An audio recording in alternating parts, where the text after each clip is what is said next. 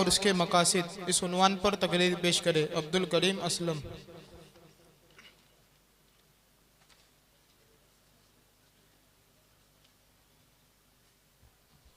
मौसूफ को इनाम मौसूल हुआ है, वो आए और अपना इनाम लेकर जाए। असदुल्लाह।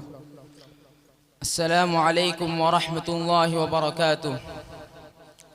अल्हम्दुलिल्लाहि रब्बिल आलमीन वस्सलातु वस्सलामु अला सय्यिदिल अंबिया वल मुरसलीन, अम्मा बाद। हाज़िरीन जलसा और सदर मुहतरम, ये एक नाकाबिल इनकार हकीकत है कि फ़ारा की चोटी से इस्लाम का नई अर्ताबा तुलू हुआ।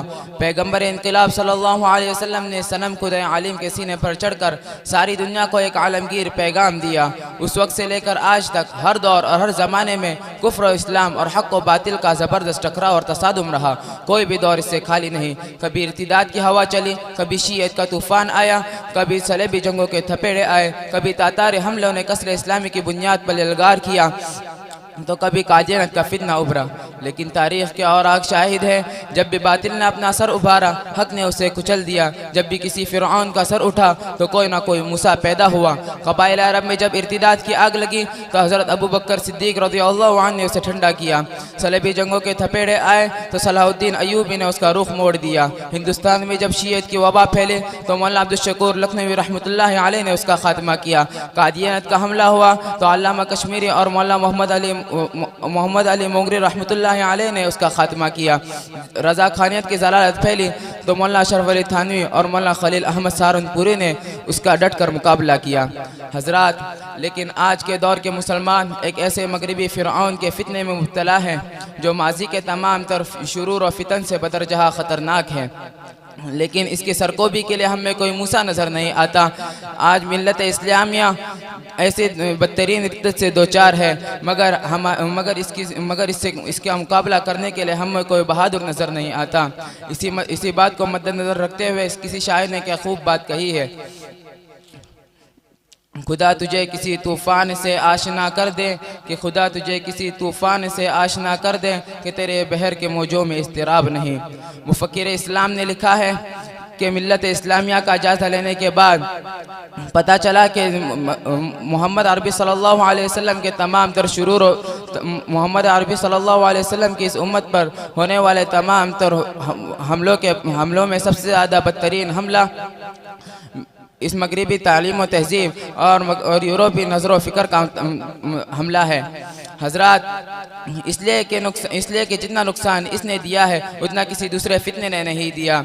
यही वजह है कि पहले कोई मुर्तद हो जाता तो देरो कलेसा में चला जाता, इसलिए कि हर कसो नाकस से जान लेता। मगर आज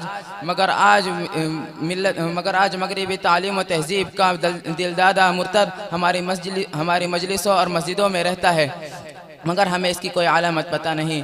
हजरात, ये मगरबी तालीम व तहज़ीब एक ख़तरनाक रिद्दत है जो मिल्लत इस्लामिया पर कोहे आतिश फ़िशा की तरह टूटना चाहती है। हजरात, ये मगरबी तालीम व तहज़ीब के किले ये तालीमी मराकिज़ नहीं हैं, बल्कि इस्लाम शिकन तोप खाने हैं। हजरात, जब पहले कोई मुर्तद हो जाता तो देरो कलेसा में चला जाता, इसलिए कि हर कसो नाकस से जान लेता। मगर आज मगरबी तालीम व तहज़ीब का दिलदादा हमारी मजलिसों और मस्जिदों में रहता है, इसलिए कि इसे कोई जानने की कोई अलामत हमारे पास नहीं है। हजरात, ये मगरबी तालीम व तहज़ीब ने वही तरीका इख्तियार किया है जो आज से कई साल पहले फ़िरऔन ने इसको इख्तियार किया था। मगर फ़िरऔन ने अपनी हिकमत, अपनी हुकूमत और सल्तनत की बका के खातिर इसराइली बच्चों को खंजर और तलवारों के ज़रिए कत्ल किया था। और उकलाए मगरिब ने अपनी हुकूमत के बका के खातिर मिल्लत इस्लामिया में असली उलूम व फ़नून के नाम का एक नया तरीका ईजाद किया है। हजरात, मैं आपसे ये सवाल करता हूँ कि इस मगरिबी तालीम से आपको किस बात का फ़ायदा होने वाला है कि जिसमें तौहीद और रिसालत पर हमला किए जाएंगे। इसलिए मैं आपको कहता हूँ, आपसे मैं ये बात नहीं कहता कि आप असरी उलूम को हासिल ना करो, आप मगरिब व तालीम व तहज़ीब ना पढ़ो, बल्कि खूब पढ़ो, खूब इल्म कमाल हासिल करो, मगर अपने मकसद को सामने रखते हुए, अल्लाह से डरते हुए हासिल करो। और आखिर में ये बात कहता हूँ कि अल्लाह ताला हम तमाम को उलूम से नवाजें। व आखिर दावाना अल्हम्दुलिल्लाहि रब्बिल आलमीन।